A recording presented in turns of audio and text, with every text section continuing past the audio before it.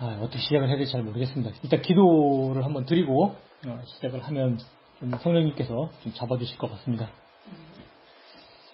고맙고 감사하신 하나님 아버지, 또 우리를 구원하시기 위해서 또 하나님의 왕국과 하늘 왕국과 영원 세계에 펼쳐지실 주님의 나라를 위해서 친히 우리와 같은 육체를 입고 이 땅에 오시고 우리를 사랑하시는 것이 무엇인지 친히 그 사랑을 십자가에서 나타내심으로 말미암아 우리를 주님 안으로 우리를 불러주시고 우리 안에 주님 생명을 친히 나누어 주시고 주님과 더불어 살 수 있는 그 큰 은혜를 우리에게 허락해 주셔서 감사를 드립니다.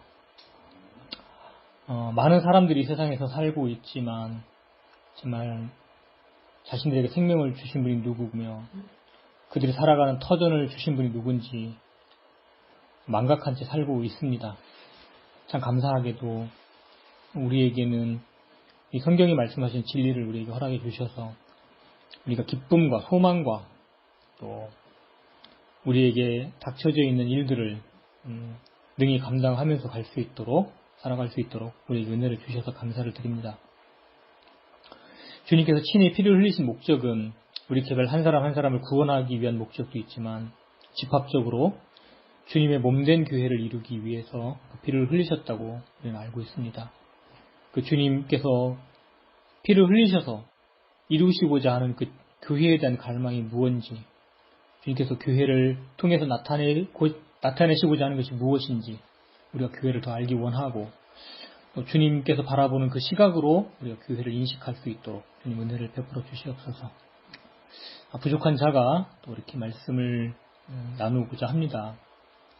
참 자격 없고 정말 부족하고 할 말 없는 자이지만 성령님께서 가르쳐 주신 대로 온전히 드러낼 수 있도록 주님 도구로 활용해 주시길 바랍니다. 이 시간 우리 각자의 마음을 붙잡아 주시고 성령님께서 또 각자의 마음 안에 영적 조명을 허락해 주시옵소서. 우리 주 예수 그리스도의 이름으로 기도드렸습니다. 아멘. 자, 먼저 교회란 무엇인가? 제가 에베소서 5장 26절로 27절에 있는 말씀을 제가 파워포인트에 이렇게 올려봤습니다. 영광스러운 교회. 성경에서 말씀하시는 교회가 어떠한 모습이어야 되는지를 이렇게 단어로 표현된 게 영광스러운 교회입니다. 오늘날 교회의 모습을 보면 영광스럽기는커녕 참 측은한 마음이 들기도 하고 안쓰러운 마음이 들기도 하는 그런 교회들이 너무나 많습니다. 정치 이야기 하는 사람들, 또 헌금을 강요하는 사람들, 진리랑 상관없이 목사 자신이 무슨 대단한 사람인 것처럼 홍보하는 교회, 다양한 부류의 교회들이 있습니다만 성경에서 말씀하시는 교회는 지금 오늘날 자칭 교회라고 드러낸 그런 교회의 모습과는 너무나 다른 것을 볼 수 있습니다. 그래서 우리가 성경에서 말씀하시는 교회가 무엇인지 차분하게 배우고 공부할 수 있다면 참 좋겠다는 생각이 듭니다. 지금 우리가 모인 곳은 교회라기보다는 예배당입니다. 그죠? 건물이죠. 교회는 구원받은 성도들이 모여있는 그 집합체가 교회인 것이죠. 만약에 이 예배당 건물이 교회라고 한다면 예수님께서는 이 예배당을 위해서 죽으신 거예요. 생명 없는 벽돌 덩어리를 위해서 철근 콘크리트를 위해서 죽으신 것이 되기 때문에 그 주님의 피값이 너무 하찮게 여겨질 가능성이 있습니다. 주님은 교회를 위해서 자신의 피를 흘리셨습니다. 교회란 구원받은 사람들 하나하나의 인격체가 같은 목적으로 모여 있는 곳, 그곳이 바로 교회인 것이지요. 이 교회는 창세기, 우리가 이제 에베소서 1장에 보면 영원 전부터 하나님 마음속에 이미 준비되고 있었다는 사실을 우리는 알 수 있습니다. 그리고 그 교회가 실제적으로 나타난 것은 오순절 이후 사건, 성령님께서 내려오신 그 이후에나 교회의 실체가 드러난 것을 우리는 알 수 있습니다. 하나님께서 영원 전부터 설계하신 그 교회, 그 교회의 아름다움과 거룩함과 영광스러움을 우리가 볼 수 있고, 또 그 교회의 일원으로 우리가 참여하고 있다는 사실을 아는 것은 하나님의 영원한 계획을 아는 것과 그 하나님께서 세우신 그 영원한 계획 안에 우리가 포함되는 것이므로 이 교회에 대한 올바른 인식을 갖는 것은 매우 중요하다고 할 수 있을 것입니다. 그야말로 교회는 하나님의 걸작품입니다. 단순히 빛이 있어라, 궁창 위험물과 궁창 아래물로 나뉘어라라고 하는 어떤 그런 보이는 물질적인 세계에 관한 창조가 아니라 인격체들로 구성되어 있는 교회이면서 그 인격체 안을 성전 삼아 계시려고 하시는 주님, 하나님, 이러한 관계성을 우리는 충분히 이해할 수 있어야 된다는 것이죠. 그래서 오늘날과 같이 타락하고 어두워져 있고 무엇보다도 빛과 소금의 역할을 하는 교회가 절실한 이때에 진짜 하나님께서 기뻐하시는 순수하고 거룩한 그러한 아름다운 교회를 이루어 갈 수만 있다면 우리는 하나님께 매우 흡족한 그런 만족을 드리는 그런 모임이 될 수 있을 것이라 생각이 됩니다. 그래서 비록 소수이지만, 적은 무리이지만 정말 참되게 하나님을 경배하고 참되게 하나님을 찬양하고 그 그리스도의 몸을 통해서 예수 그리스도의 영광스러움을 이 지역교회를 통해서 나타낸다면 우리는 아마도 천상의 무리들로부터 많은 갈채와 어떤 그런 그 격려를 받게 될 것입니다. 총 이제 9가지 정도의 내용을 가지고 이제 살펴보려고 하는데요. 다들 아시는 내용이기 때문에 가급적이면 쭉쭉 넘어가도록 하겠습니다. 그래서 이번 시간에 이제 교회가 무엇인지에 대한 내용을 이제 공부하시고, 내가 속해 있는 지역교회 안에서, 내가 참여하고 있는 교회에서 정말 교회의 위치에 선다는 게 무엇인가,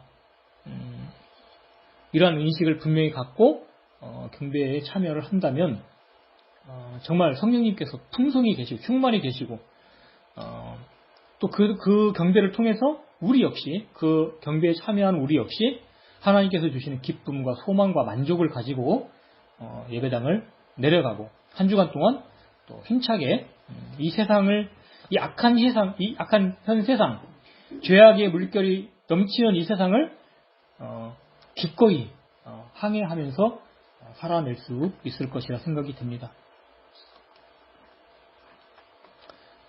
이제 교회의 위치를 먼저 파악을 하기 전에 성경에서 말씀하시는 민족의 분류를 아는 것이 중요합니다. 그러니까 세상 학문은 이렇게 분류하죠. 사람의 색깔, 검정색이냐, 피부가 검정색이냐, 황색이냐, 흰색이냐에 따라서 백인종, 흑인종, 황인종 이런 식으로 분류를 합니다. 성경은 그렇게 분류하지 않죠. 그러니까 유대인과 교회와 이방인 이렇게 세 부류로 나누고 있습니다. 유대인들은 잘 아시는 것처럼 아브라함과 이삭과 야곱의 혈통을 통해 나온 사람들, 이들이 이제 이스라엘 백성들이 유대인들이죠. 그리고 나머지 부류들, 이 유대인들을 뺀 나머지 민족들을 다 한꺼번에 이방인들이 되는 것입니다. 그리고 신약 시대에 와서는 이제 교회라고 하는 매우 특별한 백성이 이제 따로 이제 분류가 됩니다. 그래서 누구라도 그들이 유대인이든지 이방인이든지 한국인이든지 미국인이든지 그 어떤 나라의 사람들이라 하더라도 구원을 받아 성령 침례를 통해 그리스도의 몸 안에 들어온 사람들은 다 동일한 교회 안에 속하는 것이죠.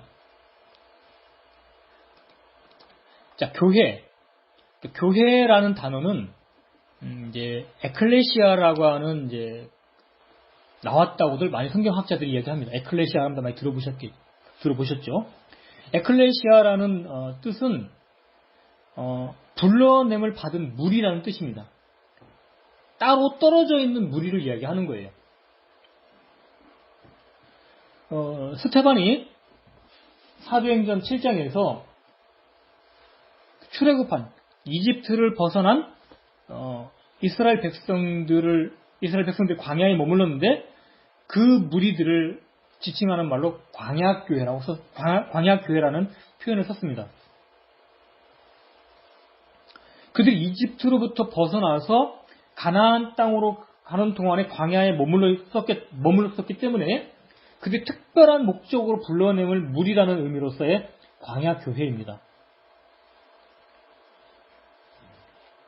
그러니까 킹제임스 성경에서 에클레시아를 번역할 때 church라고 하는 교회라고 번역한 데도 있고 assembly 어떤 모임이나 집단으로 번역한 데도 있습니다. 똑같은 에클레시아인데 그렇게 번역을 했습니다. 그렇게 할 수밖에 없었던 게 뭐냐면 이 church라고 하는 교회라고 하는 이 단어는 일반적인 모임이나 집합보다는 매우 특별한 존재이기 때문에 그렇게 번역을 한 거예요. 이 신약에서 말씀하시는 이 교회는 우리가 살펴보겠지만 그리스도의 몸이라고 하는 영적인 그러한 무리 안에 들어갑니다. 그러나 구약 시대의 사람들이나 대환란 시대의 사람들은 그들이 구원을 받는 성도들이라 할지라도 그리스도의 몸에 참여하지는 않습니다. 아브라함은 그리스도의 몸에 참여한 적이 없습니다. 그는 거듭난 적이 없기 때문에요. 모세 역시 구원을 받았지만 그리스도의 몸에 참여하지는 않았습니다. 그러니까 하나님의 왕국 안에는 그리스도의 신부라고 하는 구원받은 무리가 있고 또 예수님과 친구들이라고 부르는 구원받은 무리들이 있고 신부의 친구들, 들러리들도 있고 다양한 종류의 구원받은 사람들이 무리가 있는데 특별히 신약교회에 구원받은 이 그리스도의 몸에 참여한 구원받은 무리들은 매우 특별한 존재들입니다. 그래서 이 신약교회 안에 들어갈 수 있는 사람들은 오로지 거듭남, 영적 출생, 성령 침례, 영적 할례라는 이러한 성령 하나님의 매우 특별한 활동에 의해서 그리스도의 몸에 참여하는 자들입니다. 조금 더 이야기를 전개하기 전에 사도행전 19장을 한번 보세요. 사도행전 19장 조금 이게 이해가 돼야 될 필요가 있는데요. 19장 37절 교회 건물을 탈취하지도 아니하고 너희 여신을 모독하지도 아니한 이 사람들을 너희가 여기로 끌고 왔느니라 이렇게 되어 있습니다. 에클레시아라는 단어인데 여기는 교회 건물이라는 표현을 썼어요. 근데 이 교회 건물이 뭘 이야기하고 있느냐면 다이애나나 주피터와 같이 이방 신들을 섬기는 건물을 얘기하고 있는 거예요. 아니 그러면 신전 건물이라고 번역을 하는 게 더 좋지 않을까 그런 느낌이 들죠. 근데 그렇게 번역하지 않았습니다. 킹제임스 번역자들이. 왜 그렇게 했는지 우리가 정확히 다 알 수는 없지만 우리가 유추해 볼 때 이 다이애나와 주피터와 같은 이러한 우상 숭배의 계열을 가지고 오늘날도 교회 활동을 하는 그런 교회들이 있음을 미리 보고 있는 것이죠. 예를 들면 캐톨릭 같은 게. 캐톨릭을 The Holy Church라고 합니다. 유일한 거룩한 교회가 캐톨릭이에요. 그들 주장대로. 그러나 우리가 볼 때는 음녀죠. 계시록에도 그 음녀가 등장을 합니다. 자, 39절에도 보면 합리적인 지표에서 그것을 결정할지니라. 지표 어셈블리라는 에클레시아가 그렇게 된 거, 이렇게 지표라고 표현을 했고요. 41절에도 보면 이렇게 말한 뒤에 그 모임을 흩어지게 하니라. 자, 그 모임이라는 것도 에클레시아입니다. 어셈블리예요. 킹제임스 성경에서 이렇게 문맥에 따라서 다르게 번역을 했습니다. 그렇기 때문에 엄격하게 구분을 하고 있는 거예요. 그러니까 거듭난 무리들의 모임을 교회라고 부르는 것과는 상당히 차별적으로 세심하게 번역을 했다라는 사실을 우리는 알 수 있습니다. 그리고 신전 건물이라는 표현을 쓰지 않고 미래 예언의 이중적 의미를 담고 있도록 교회 건물이라는 표현도 썼어요. 그래서 나중에 대환란 시대에 사탄 루시퍼가 성전에 앉아서 자기가 하나님이라고 이제 자칭 하나님이라고 하면서 그런 무리들이 그렇게 이제 우상 숭배하는 그런 무리들이 나타날 것이고 그들도 역시 에클레시아가 되는 것이죠. 그렇기 때문에 그러니까 헬라어나 히브리어가 원어적인 의미가 있기 때문에 다 같은 의미다라고 하는 것은 상당히 무모한 해석이고 잘못된 가르침으로 연결될 수 있습니다. 그래서 많은 사람들이 자기들이 이제 불러냄을 받은 무리다라고 해서 자기들의 무리를 에클레시아다라고 막 표현하고 하는데 사실은 이 성경에서 분명하게 나누어서 설명하고 있는 것들을 보지 못하고 무분별하게 적용할 가능성이 매우 높습니다. 그러나 킹제임스 성경 번역에 따라서 우리는 우리 자신들을 교회에 속한 무리, 교회라고 부르는 것이 매우 합리적일 거라고 생각이 됩니다. 요 내용은 이제 다 아시는 내용일 겁니다. 아까 우리 안기준 형제님께서 마태복음 16장 18절에 있는 말씀을 언급을 하셨죠. 사도 베드로가 고백했던 이 반석, 그 반석 위에 세우시겠다고 하셨습니다. 그 반석은 베드로의 고백도 아니고 바로 주님 자신인 거죠. 반석이신 주님 자신 위에 교회를 세우겠다고 하셨습니다. 그분께서는 으뜸 모퉁이 돌로서 교회의 기초가 되시는 분이시죠. 그래서 마태복음에 활동하던 예수님께서 마태복음에 활동하셨던 그 시대에도 교회는 존재하지 않았습니다. 하나님 마음속에는 존재했지만 실질적으로는 존재하지 않았죠. 그래서 will이라는 미래형을 썼습니다. 미래에 세우시겠다고 하신 것이죠. 그래서 사도행전 2장에서 오순절에 이제 성령 강림하심을 통해서 교회가 실제적으로 시작된 것을 우리는 알 수 있습니다. 그렇게 성령님께서 내려오실 수 있는 근간이 되시는 것은 바로 뭐냐면 예수 그리스도의 온전한 사역 때문에 가능한 것이죠. 그분께서 참 인간으로 오셔서 모든 의를 이루시고 또 친히 대속사역을 온전히 이루셨을 뿐만 아니라 아버지께 온전한 기쁨이 되셔서 부활 승천하셔서 아무런 문제점이나 공격받을 만한 점들을 남기지 않고 말 그대로 퍼펙트, 완전한 사역을 하시고 승귀, 하늘로 올라가셨기 때문에 성령님께서 내려오실 수가 있었다는 것입니다.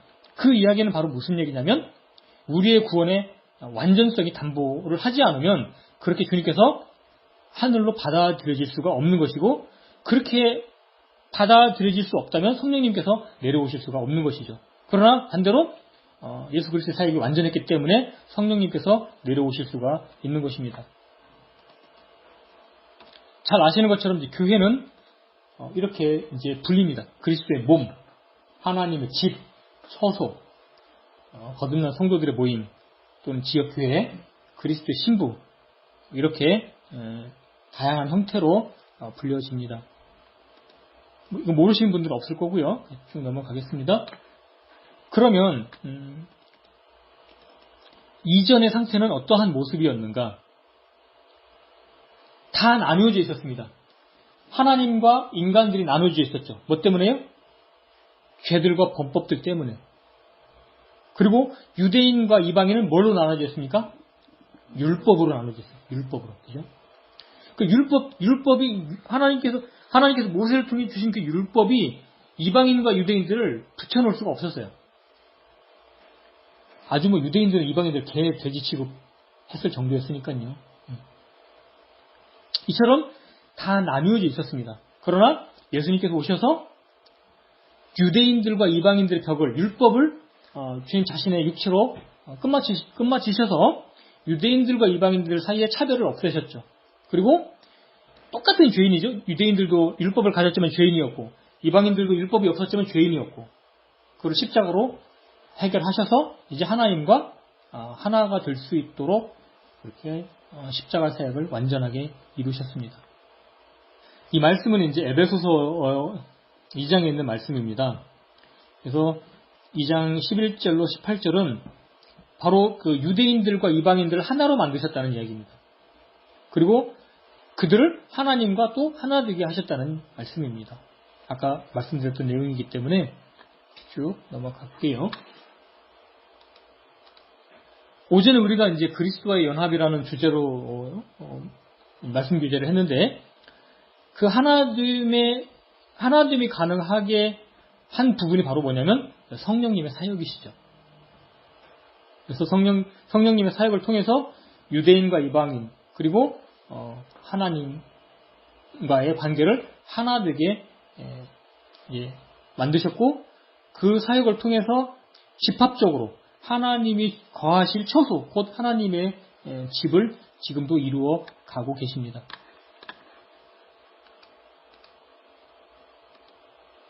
이 그리스도의 몸은 성령 침례를 통해서만 가능하죠. 고린도전서 12장 12절 13절에 성령 침례에 대한 얘기가 나옵니다. 그래서 한 몸, 그리스도라고 한 몸이 있고 또 그 몸에 참여하는 지체들이 있습니다. 그죠? 우리가 그 그리스도의 몸에 참여하는 지체들이죠. 또 에베소서 1장 22절 23절에 보면 교회는 그분의 몸이니 이렇게 되어 있습니다. 우리가 이게 어떻게 이게 가능한지는 우리의 이성으로는 온전히 이해할 수 없지만 우리가 알고 믿을 수는 있죠. 다 믿죠, 이거를. 그죠? 이게 어떻게 가능할까? 이거를 도대체 우리가 만약에 세상에 나가서 이런 얘기를 하면은 약간 좀 맛이 간 사람들처럼 이제 생각할 겁니다. 어떻게 자들은 뭘 믿는데 뭔 소리를 하는지 도대체 그럴 것이지만 우리는 이걸 믿는 것이죠. 뭐 길게 설명을 안 하겠습니다. 이게 길게 설명해봐야 이제 다 아시는 내용이기 때문에 그래서 우리가 이제 상상을 할 수 없기 때문에 그 그리스도의 몸을 상상할 수 없기 때문에 우주적인 교회다 이렇게 표현을 합니다. 교회가 우주적이다. 왜 그러냐면 이 그리스도의 몸을 구성하는 유기체들은 시간과 공간을 초월합니다. 그죠? 오순절 당시에 성령 침례를 받았던 사도들과 제자들을 포함해서 앞으로 우리 후손들, 예수님께서 재림에서 내려오셔서 들림받을 사람들까지 합쳐진 무리들이 다 그리스도의 몸에 참여하고 있는 것이죠. 약 2000년이 넘는 2000년이라고 하는 그 장구한 세월 안에 태어났다가 믿었던 사람들 그리고 지금 믿고 있는 사람들을 다 포함을 하고 있기 때문에 굉장히 영적이고 신비적인 몸의 형태를 갖고 있는 것입니다. 시간을 초월할 뿐만 아니라 공간을 초월하죠. 그렇죠? 지금 우리는 베드로와 한 몸을 이루고 있습니다. 그리스도의 몸을 이루고 있습니다. 사도 바울하고 한 몸을 이루고 있습니다. 그렇죠? 그러니까 지역을 초월합니다. 미국에 있든지 한국에 있든지 뭐 전 세계 어느 곳이든지 구원받은 사람이라면 동일하게 그리스도의 몸을 이루고 있죠. 인종을 초월합니다. 유대인, 이방인, 뭐 흑인종, 백인종 다 포함할 것 없이 누구라도 구원받은 사람이라면 이렇게 입체적으로 그리스도의 몸 안에 참여하고 있습니다. 그래서 이 입체적인 우주적인 이 교회는 예수님께서 재림하시기 전까지는 결코 한 곳에 모일 수가 없어요. 그렇지만 영원 전에 계시고 현재도 계시고 영원 후에도 계실 수 있는 전능한 하나님은 한꺼번에 지금도 누리고 계시고 임재하실 수 있는 것이죠. 이처럼 교회라는 것이 매우 놀랍고 우리의 상식과 어떤 기준을 초월하는 매우 신비적인 형태를 취하고 있다는 사실을 우리는 이제 알 수 있을 것입니다. 이것이 이제 바로 이제 우주적인 몸, 우주적인 교회, 그리스도의 몸을 가리키는 거고, 각 지역별로 이제 교회를 이루고 있습니다. 그걸 이제 지역교회라고 부르는 것이죠. 그래서 지역교회 안에서 형제들, 자매들이 모여서 교제하고, 빵과 잔을 나누고, 그 만찬도 참여하고, 그렇게 이제 주님을 찬양하고 경배를 하는 것이죠. 그래서 우리가 실제적으로 교회에 참여하고, 교회의 역할을 하는 것은 우주적인 몸이라기보다는 우리가 지역교회의 활동이 훨씬 더 우리가 체감하는 게 더 클 것입니다. 자, 이제 그리스도의 몸의 구조에 대해서 이제 그러면 제가 한번 만들어 봤습니다. 자, 교회의 기초는 무엇입니까? 그렇죠. 예수 그리스도시죠. 사도 바울이 고린도전서에 보면 내가 주 건축자로서 기초를 놓았다고 했습니다. 그리고 그 기초 이외에 다른 기초를 놓을 수 없다고 얘기를 했어요. 그 기초는 바로 누구시냐면 으뜸 모퉁이 돌이 되신 예수 그리스도십니다. 그리고 교회는 그분의 몸이죠. 그리고 교회의 머리는 그리스도십니다. 그러니까 교회는 어떻습니까? 그러니까 머리부터 발끝까지 다 주님 자신이죠. 이해가 됩니까? 한 번도 그런 생각을 해보신 적이 없으신가요? 교회는 머리부터 발끝까지 다 주님 자신의 성분으로만 채워져 있는 거예요. 그렇기 때문에 교회는 그분의 충만입니다. 그러니까 교회에 참여한다라는 것은 그렇기 때문에 매우 영광스럽고 놀랍고 정말 이 교회의 개념에 대한 깊이를 알면 알수록 모임에 대한 어떤 그런 엄중함. 내가 모임에 와서 함부로 말을 하기 어렵다. 내가 정말 여기 와서 그리스도의 영광을 드러내야 되겠다. 기꺼이 여기서 내가 다른 형제들한테 기꺼이 나를 낮춰야 되겠다. 자, 여기를 제가 이제 막 떠오르는 말씀 때문에 진도를 안 나가고 히브리서 2장에 있는 말씀을 한번 히브리서 2장 12절 13절 다 함께 한번 봉독해 보시겠습니다. 히브리서 2장 12절 시작. 이르시되 내가 주의 이름을 내 형제들에게 밝히 보이고 교회 한가운데에서 노래로 주를 찬양하리이다 하시며 또 다시 내가 그분을 신뢰하리라 하시고 또 다시 나와 하나님께서 내게 주신 자녀들을 보라 하시니라. 아멘. 자, 이 대목은 시편에서 가져온 건데 내가 주의 이름을 내 형제들에게 밝히 보이고 내가는 누굽니까? 예수님이시잖아요. 그리고 주를 찬양하고 주는 하나님 아버지를 얘기하는 거죠. 교회의 한가운데에서 주님 자신이 친히 모임을 인도하고 계시고 임재해 계십니다. 그분께서 영광의 본체이신 하나님으로서의 위치가 아니라 사람이요 중재자이신 그리고 대제사장으로서 교회 한가운데 형제들 무리 한가운데에서 형제들과 함께 하나님 아버지를 찬양하는 경배를 인도하고 계셔요. 그분의 현재적 사역, 그러니까 십자가 사역은 끝났습니다. 근데 예수님의 현재적 사역은 뭐냐면 대제사장직 사역이시고 중보자의 사역을 지금도 하고 계시죠. 그분은 피를 흘리신 어린 양으로서는 하나님 보좌 우편에 앉아 계시지만 지금도 대제사장으로서는 하늘 성소에서 섬기고 계십니다. 중보하고 계십니다. 지금도 일을 하고 계신 것이죠. 왜? 우리의 연약함 때문에, 우리의 부족함 때문에, 우리의 경배가 참되도록 하기 위해서 지금도 주 예수 그리스도께서 하늘 성소에서 교회들 가운데 임재해 계십니다. 요한계시록 2장에 보시면 7 등잔대 가운데 거니시는 예수님이 나오십니다. 그 7 이게 앞니가 빠져갖고 잠깐 말이 안 나오는데 7 금 등잔대 사이에 계시는 예수님. 7 금 등잔대가 뭡니까? 교회죠. 교회 가운데 거니시고 계십니다. 그래서 교회는 처음부터 끝까지 주님 자신입니다. 그렇기 때문에 그 교회는 예수 그리스도가 나타나는 공간이 되는 것이죠. 지역교회는 우주적인 교회의 어떠함이 지역교회에 나타나는 거예요.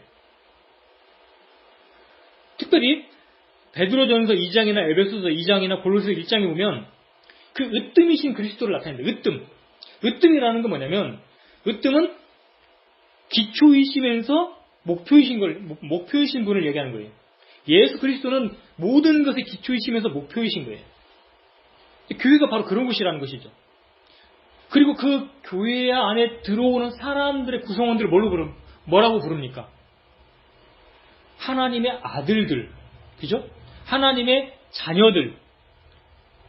그리고 방금 우리가 히브리서 2장에서 읽었던 것처럼 형제들.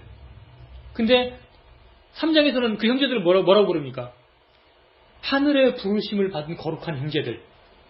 그렇게 표현을 하고 있습니다. 그리고 교회. 그리고 베드로전서 2장에서는 살아있는 돌들이라고 얘기를 하고 있습니다. 그것이 그리스도의 몸 안에 참여하는 자들을 일컫는 말들이에요. 단어들이에요. 얼마나 영광스럽습니까? 그리고 그 몸의 구성원들 한 사람 한 사람들을 그리스도의 지체들이라고 얘기합니다. 그리스도의 지체들.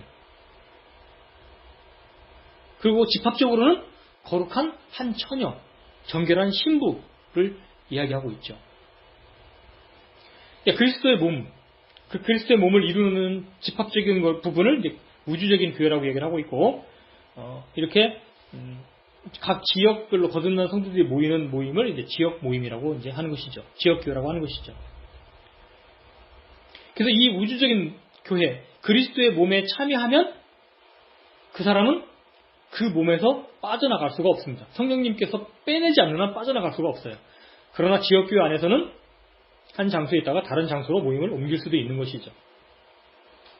우주적인 교회는 시간과 공간의 제약을 받지 않습니다. 지역교회는 시간과 공간의 제약을 받습니다. 그러니까 우리가 사는 동안에는 사실 우주적인 몸보다는 이런 지역적인 교회에 훨씬 더 체감하고 또 지역교회에 적극적으로 참여하고 또 그래서 이 지역교회 안에서 그리스도의 몸을 나타내는 일을 열심히 해야 되는 것이죠. 또 교회는 하나님의 집, 처소로 불립니다.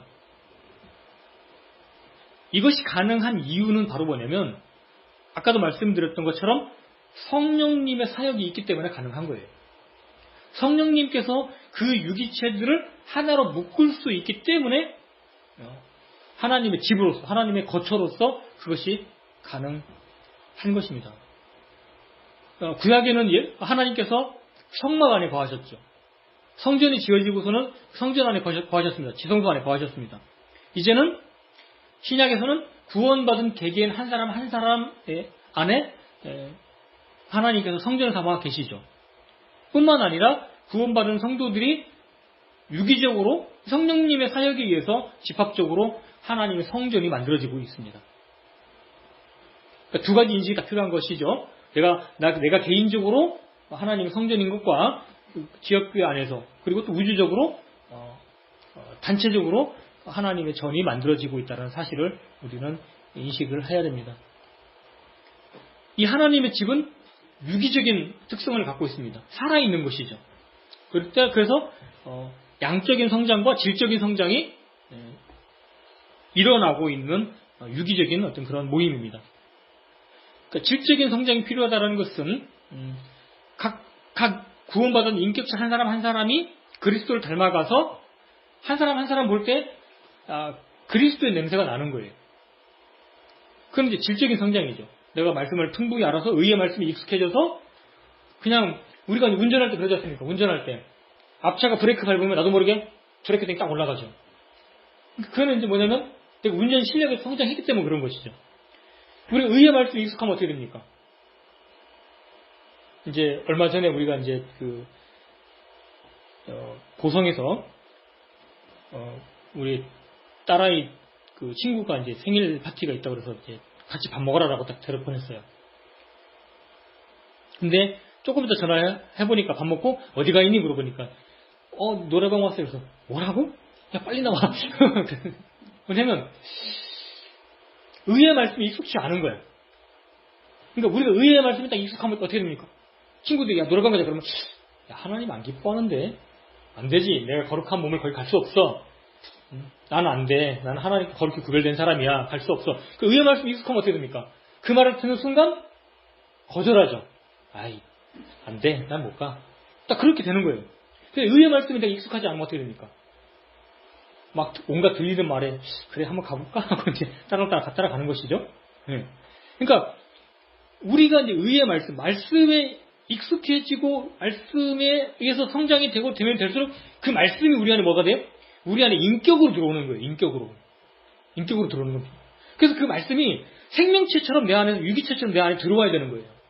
그 말씀. 그러려면 말씀을 날마다 묵상하고 그 말씀에 따라서 내가 자동적으로 마치 내가 앞차가 브레이크 등이 불이 들어오면 브레이크를 밟는 것처럼 그 말씀이 딱 제동을 딱딱 걸어주는, 삼수가 딱딱 걸어주는 거예요. 그리고 의의 힌트들이 딱 나타나는 것이에요. 그런 질적인 성장이 필요하고 또 양적인 성장이 필요합니다. 구원받은 사람들의 수가 더 증가해져서 그 하나님의 왕국이, 하나님의 거처가 더 커져 나가는 것이죠. 더 이제 다 아시는 내용들이기 때문에 핵심만 짚고, 이처럼 우주적인 교회와 이제 지역적인 교회가 있습니다. 그러나 우리는 실제적으로 지역 교회 안에 몸담고 생활할 때가 훨씬 더 많은 것이죠. 우리가 부활의 몸을 입고 이제 나중에 주님의 임재 가운데에서, 실제적 임재 가운데에서 그 우주적인 교회를 보기 전까지는 아마도 그 영광스러운 교회를 온전히 보지 못할 수 있을 것입니다. 그러나 하나님께서 어떠한 교회를 세우기를 원하시는지에 대한 것을 우리가 인지를 한다면 지역 교회 안에서도 그러한 갈망을 가지고 지역 모임을 이루어 갈 것이라는 것이죠. 에베소서나 베드로전서에 보면 이 성도들이 꽉 맞게 결합되어 함께 자라난다고 되어 있습니다. 꽉 맞게 결합되어. 이게 꽉 맞으려면 어떻게 됩니까? 이게 꽉 맞으려면 옆에 있는 지체랑 이게 옆에 있는 거랑 쫙 맞으려면 내가 들어간 부분이 있고 상대방이 들어간 부분이 있어야 됩니다. 쫙 맞아요. 그러니까 옆에 있는 지체의 연약함이나 부족함이 내가 그걸 받아주고 나의 연약함을 이 지체가 받아주고, 그래서 서로 끌어안고 그걸 가야 꽉 맞게 결합이 되는 거예요. 연약한 게 보이면 감싸지 않아야 돼. 그러니까 물론 이제 우리가 이제 신앙생활 하다 보면 의도적으로 그런 사람이 있어요. 근데 그건 문제가 되죠. 근데 내가 연약해서 자꾸 넘어져. 그런 부분들은 이렇게 세워줘야 됩니다. 자꾸 잡아줘야 되는 거예요. 근데 그게 아니라 맨날 지적질하면서 그 형제를 위해서 한 번도 기도한 적도 없어. 그 형제를 위해서 한 번도 눈물로 흘린 적도 없어. 그 형제를 위해서 하나님 앞에 무릎을 한 번도 꿇은 적이 없어. 근데 지적질을 참 잘해. 그러면 그 교회는 망조입니다. 잘할 수가 없어요. 정말 울어야 되거든요. 꽉 맞게 결합되어야 됩니다. 그런 인식을 가지고 계신 분들이 적어도 교회 안에 두세 사람이 스크럽을 딱 짜고 그런 모습, 아름다운 모습을 딱 보여주면 주님께 가르치는 지체들이 따라옵니다. 아, 교회가 이렇게 아름다운 거네. 멋있네. 아, 교회 생활 할만하네. 야, 세상에 지치고 힘들었는데 여기 오니까 좋다. 이게 되는 겁니다. 함께 자라야 됩니다. 꽉 맞게 함께. 신부. 아까도 우리가 히브리서 2장에 있는 말씀을 읽었는데요. 예수님께서 그 형제들을 아버지 앞에 막 보여주는 자랑스러운 느낌이 들죠. 아버지 이 형제들을 보십시오. 그런 느낌이 들잖아요. 뭐예요? 주님 자신의 피로 말미암아 거듭난 그 무리들. 그 무리들을 아버지 앞에 매우 자랑스럽고 아름답게 제시하고 싶은 거예요. 근데 그 무리들이 바로 뭐냐면 그리스도의 신부라는 거죠. 마치 아담에게서 나온 하와처럼 그리스도의 죽음을 통해서 그분의 옆구리에서 나온 신부로서 그렇게 아름다운 모습으로 아버지 앞에 제시가 되는 것이죠. 신부를 보면서, 아담이 신부를 보면서, 아담이 그 하와를 보면서 이는 내 뼈 중에 뼈, 살 중에 살이로다.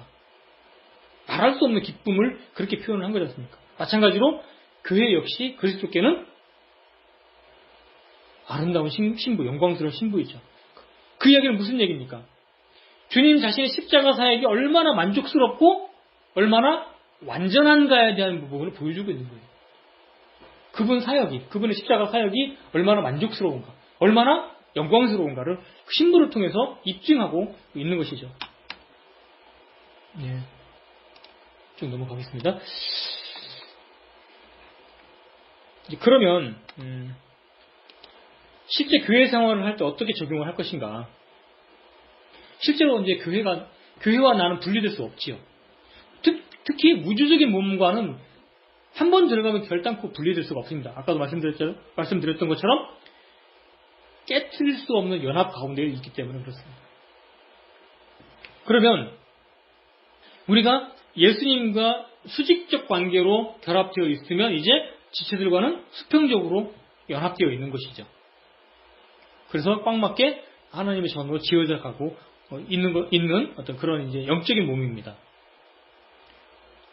또 우리가 인식을 해야 될 게 바로 뭐냐면 이 교회의 본질과 내용은 성령님이시다는 것. 그 성령 침례를 통해서 우리가 그리스도의 몸 안에 들어갔지만 지금도 성령님께서 그 유기체들을 하나로 엮으시고 계시기 때문에 하나님의 전으로 지어지고 있고, 그렇기 때문에 실질적으로 교회 안에 운행하시고 말씀하시는 주체는 바로 성령님이신 것이죠. 그 성령님은 스스로 드러내진 않지만 성령님이 역사하시면서 뭐가 나타나냐면 그리스도를 영광스럽게 합니다. 그리스도를 드러나게 하죠. 그래서 성령님께서 하나 되게 하신 이것을 우리는 어찌하든지 간에 하나됨을 유지하고 지켜내려고 해야 됩니다. 그래서 우리가 가지고 있는 은사들을 통해서 성도들을 섬기는 것이죠. 이 교회 안에서 이제 구원만 전파되는 것이 아니라 구원과 성화와 그리고 영적 성장, 그리고 주님의 사랑, 그 다음에 성경이 말씀하시는 온갖 진리, 이런 것들이 교회 안에서 충만해져야만 합니다. 우리가 형제들을 사랑하는데 진리가 빠진 채 사랑하는 것은 육신적인 사랑이 됩니다. 진리만 말하면 율법주의가 됩니다. 그렇기 때문에 성경에서 말씀하시는 다양한 진리의 방면들이 넘쳐나야 장성한 분량으로 교회가 자라나는 것이지, 한쪽 방면만 주장하면 약간 편향된 모습으로 자랄 수밖에 없어요. 그래서 우리 교회 안에서는 다양한 진리들, 성경에서 말씀하신 수많은 진리들을 풍성히 가져야 됩니다. 뭐 이런 부분도 또 기회가 되면 또 이야기하면 좋겠고요. 교회를 이루다 보면 아까 말씀드렸던 것처럼 특정한 주장을 하는 분들이 들어옵니다. 근데 교회는 끊임없이 누룩을 제거해야 돼요. 이게 두 가지 측면의 누룩이 있습니다. 첫 번째는 도덕적인 누룩. 이제 갈라디아 교회 안에 들어왔던 게 바로 뭐냐면 혼합주의였죠. 그래, 구원을 은혜로 받지만 끝까지 거룩하게 삶을 살지 않으면, 율법을 지키지 않으면 구원이 취소될 수 있어. 그런 혼합주의가 들어왔습니다. 또 야고보서를 읽어보면 우리 은혜로 받았기 때문에, 은혜로 구원을 받았기 때문에 막 살아도 돼. 그렇기 때문에 구원을 그러면은 제가 이제 그런 분들을 만나면 그런 얘기를 하죠. 은혜가 죄를 지키게 할 수는 없다. 그거는 잘못 배운 거다니까. 그렇다면 그 은혜를 주신 분이 예수님인데, 그러면 예수님이 죄의 사역자냐? 제가 물어봅니다. 그럼 예수님이 죄를 지키게 하는 사람이 예수님께서 죄를 지키게 하시는 분입니까? 그러면 뭐라고 대답해야 됩니까? 결코 그럴 수 없는 이라거든요. 결코 은혜는 죄를 짓게 하지 않아요. 뭐가 죄를 짓게 합니까? 내 안에 있는 탐욕이 죄를 짓게 하는 거지, 결코 은혜가 죄를 짓게 하는 건 아니에요. 그러니까 양방면에 양극단으로 넘어가는 그러한 누룩들을 제거를 해야 되는 것이죠. 율법주의가 들어와서 안 되고, 또 방종주의가 들어와서도 안 되고, 또 성경에서 가르치고 있지 않은 다른 교리들을 가지고 오는 것을 우리는 제거를 해야 됩니다. 예수님께서 육체 오시지 않았다라는 둥, 지옥이 없다는 둥, 이런 온갖 교리들이 들어오면 우리는 성경적으로 그걸 걸러내야 되는 것이죠. 뿐만 아니라 도덕적인 누룩도 걸러내야 됩니다. 말할 필요가 없지요. 그래서 교회는 죄인들이 들어와서, 죄 많은 사람들이 들어와서 거룩해지는 곳입니다. 죄를 제거하는 곳이죠. 죄를 가지고 들어왔는데 그 죄를 처리하지 않고는 교회가 전진할 수가 없는 것입니다. 그래서 우리는 먼저 의의를 구해야 되는 것이죠. 하나님의 왕국과 그분의 의의를 구하고 성령님 안에서 의와 화평과 기쁨 안에서 경배하면서 하나님의 뜻에 따라서 예수 그리스도를 머리로 하는, 복종하는 그런 삶을 살아가야 되는 것이죠. 육신을 처리해야 된다. 당연한 이야기입니다. 그 다음에 각 지역 교회의 독립성. 자, 선교회는 어떻습니까? 중앙 집권 체제죠. 비성경적입니다. 각 지역 교회는 독립적이어야 됩니다. 각 지역 교회는 지방법원, 고등법원, 대법원까지 있는 최종 판결을 하나님 앞에서 직접 받는 독립기관입니다. 재정, 행정, 인사, 이 모든 것들이 다 독립적으로 이루어져야 됩니다. 사도 바울이 고린도 교회의 문제점을 가지고 이제 고린도 교회를 책망을 하죠. 어떤 형제가 범죄했을 때 사도 바울이 뭐라고 그러냐면 너희가 내쫓으라고 그래요. 선교회는 어떻습니까? 왕목사가 나가라 하니까 나가죠. 아닙니다. 지역교회가 그걸 의결하라는 거예요. 그리고 그 형제가 고린도 후서에서는 뭐라 그럽니까? 그 형제가 뉘우쳤다고 그래요. 회개했다고 그래요. 그러면은 너희가 받아들이면 나도 받아들이겠다고 그래요. 왕목사는 어떻게 합니까? 내가 받아들였으니까, 내가 믿음으로 받아들였으니까 너희도 받아들여. 그래 되죠. 자, 내가 종의 눈으로 보니까 저 형제 아주 그 목사로 부르심을 받은 것 같아. 이제 구원받은 지 3개월밖에 안 됐지만 내가 종의 믿음을 세우니까 이제 자네가 오늘부터 사역자야. 이런 거 아니라는 거예요. 그거는 엉터리라는 겁니다. 지역교회 성도들이, 자, 사도 바울이 사도로 부르심을 받았죠. 그 다메섹상으로 올라가다가 그러니까 예수님을 환상 중에 만났습니다. 참 친견했죠. 그리고 아나니아에게서 안수받고 이제 비늘 같은 게 떨어지시고 침례받고 이렇게 했습니다. 그가 이제 아라비아로 가죠. 3년 반 동안 아라비아로 가서 주님한테서 직접 배웁니다. 그가 다시 또 다메섹으로 예루살렘으로 왔다가 그가 다시 어디로 가냐면 다소로 내려갑니다. 그죠? 다소로 내려갔을 때 바나바가 가서 데려오죠. 안디옥 교회로. 그때 성경교사로 전도자로 파송될 때 성도들이 그들에게 안수합니다.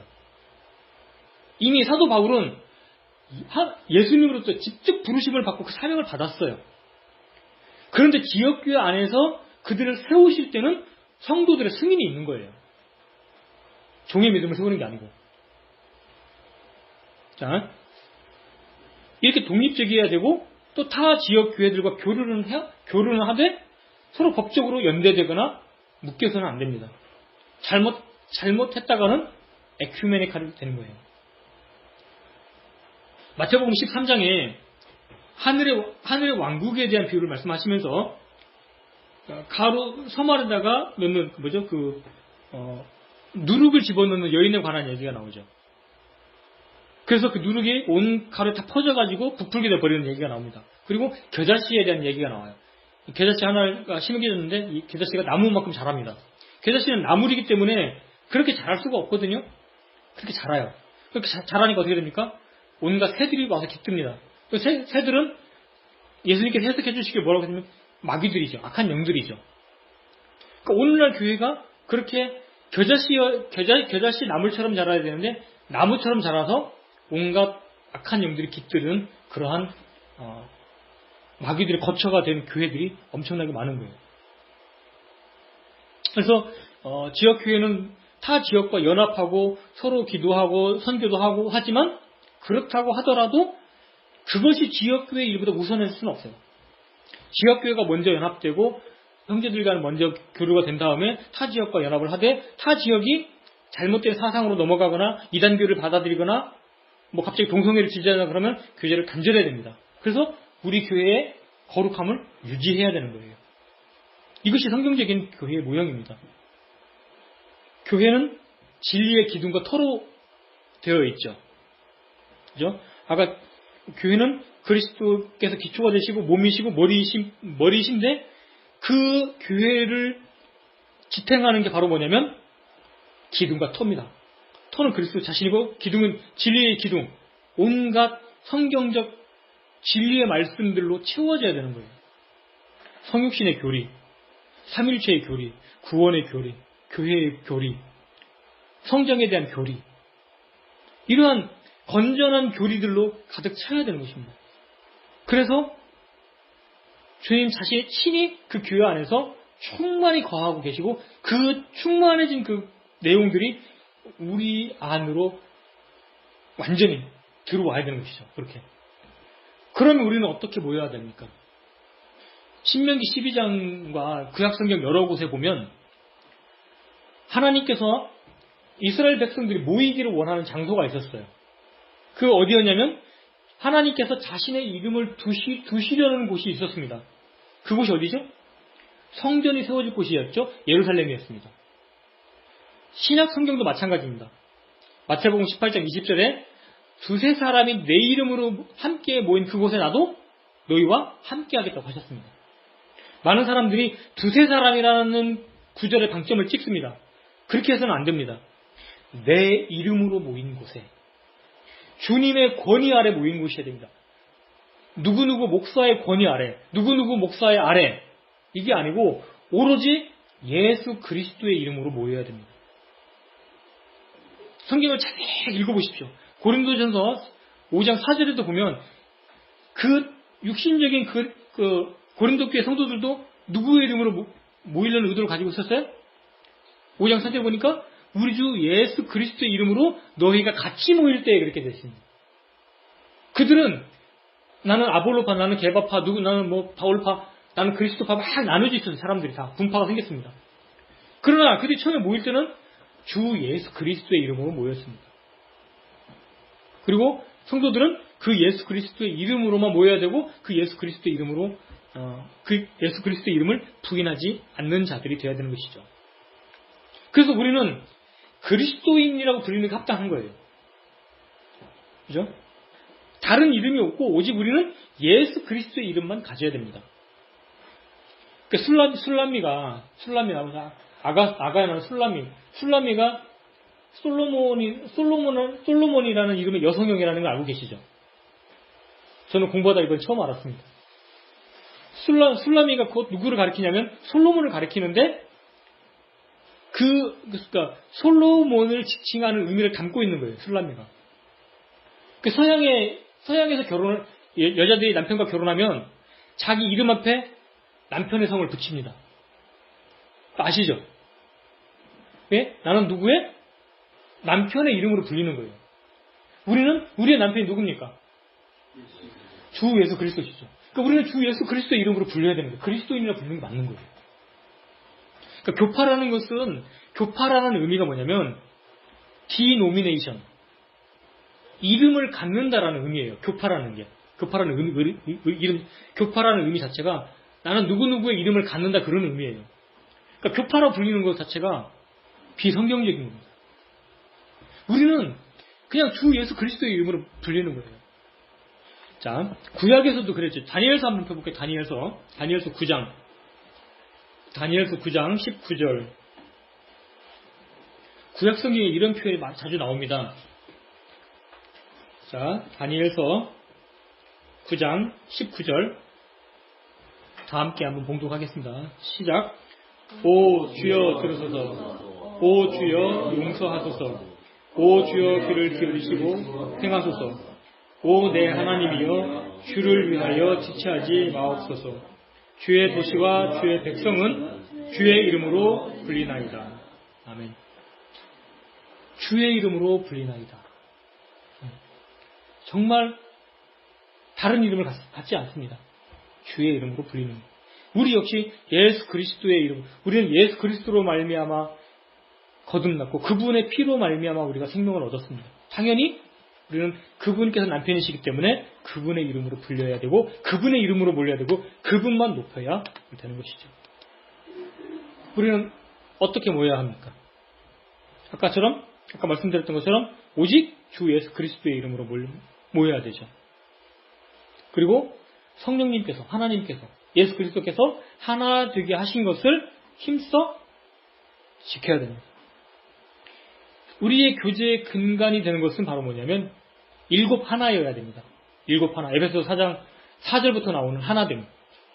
한 소망, 한 몸, 그리스도의 몸을 가리키는 거죠. 한 성령, 한 주, 한 믿음, 한 침례, 한 하나님. 그죠? 한 믿음. 특히 다른 믿음을 가진 사람들하고는 함께 할 수 없습니다. 다른 영을 가진 사람들과는 함께 할 수가 없는 것이죠. 그리고 하나됨을 실천해야 됩니다. 모든 사람들은, 모든 구원받은 사람들은 하나님, 성령님께서 각 사람에게 나누어주신 은사가 있기 때문에 그 은사들을 가지고 섬겨야 됩니다. 우리가 몸담았던 그 섬교는 어땠습니까?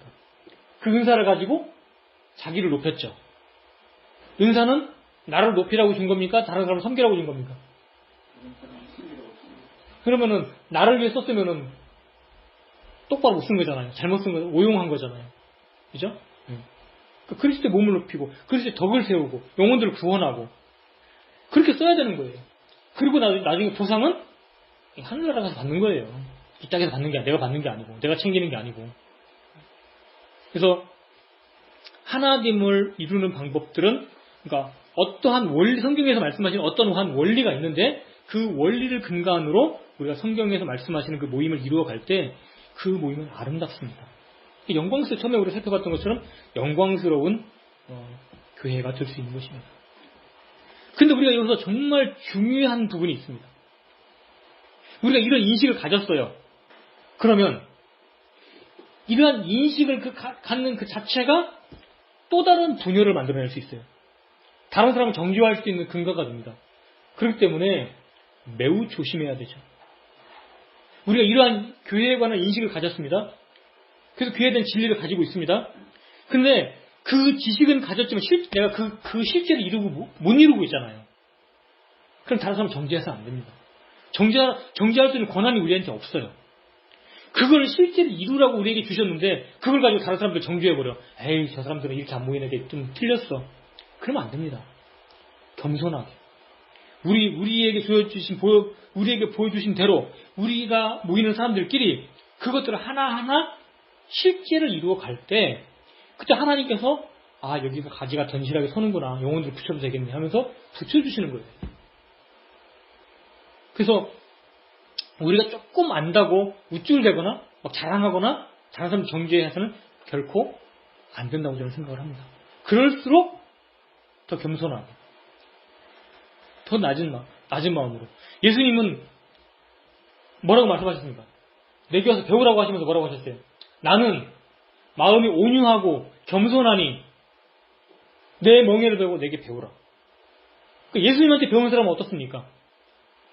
온유하고 겸손합니다. 근데 성경 지식을 특정한 사람이나 특정한 단체에서 배우면 어떻습니까? 그 모양을 따라가는 거예요. 교만하고 우쭐대고. 저는 그래서 늘 나와서 성경에 나오신 분들한테 그렇게 얘기를 합니다. 난 어느 목사님 말씀 많이 들어. 그래요? 그러시면 형님 제가 주제는 넘은 이야기인데 그 말씀 그대로 갖고 와가지고 말씀 펴놓고 다시 예수님한테 배우세요. 저는 그렇게 얘기를 합니다. 그렇게 안 하면 그분 닮아갑니다. 그분 닮는 게 성경적 원리입니까? 절대 아닙니다.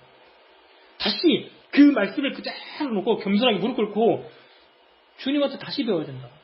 안 그러면 온갖 누룩들이 거기에 다 딸려 들어와가지고 나중에는 이상한 데 가 있습니다. 나중에 이상한 데 가 있습니다. 지금 성경에 10년 넘게 됐는데 나온 분들 다 지금 뭐하고 있습니까? 형제 모임 갔다가 독립침례교회 갔다가 여기 갔다 저기 갔다가 그럼 나중에 교회가 환란 통과하는 거 몰라.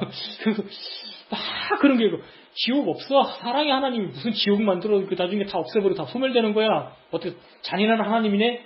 이런 그래도 되고 온갖 교리에 나중에 안식교 교리도 받아들여가지고 이제 나중에 이제 삼천교육 때 나오죠. 덜 익은 성도들은 삼천교육 때 보내는 것을 나중에 바깥 어두운 데 갔다가 좀 특수훈련 받고 나와서 다시 이제 천국으로 올라가는 거야. 온갖 진짜 말도 안 되는 교리에 귀 다내지고 이러고 다니는데 이러고 다녀. 응? 성경이 어디 있냐고 그런 얘기가 어디 있어요. 아니 지옥이 그렇게 무서우니까 예수님께서 오셔가지고 잘라라. 범죄하고 잘라. 차라리 그 양손 다 들고 지옥 가는 것보다 한 팔 잘리고 천국 가는 게 낫다. 그게 실제 하지 않으면 왜 예수님께서 그런 경고를 뭐 하려고 하십니까? 그럼 예수님 거짓말쟁이죠. 그럼 사랑의 하나님 아니 성경적 하나님은 진리가 빠진 사랑을 하시는 분이 아니고 거룩한 사랑을 하시는 분이라고요.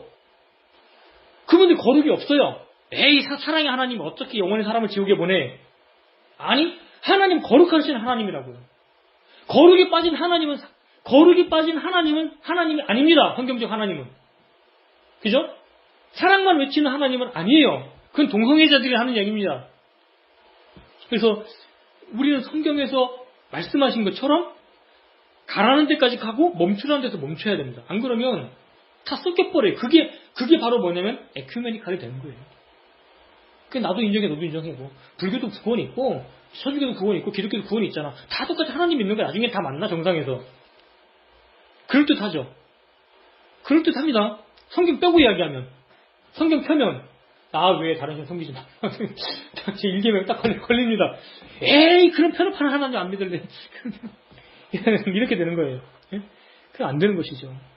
그래서 성경적 진리들이 가득한 교회, 하나님께서 우리에게 주신 분명한 교회 모양들을 우리가 따라갈 때 비록 정말 두세 사람이 모인 그곳이라 할지라도 하나님께서 세상을 내려다보시고 하나님께 내려다보시고 임재에 계실 만한 데가 없어요.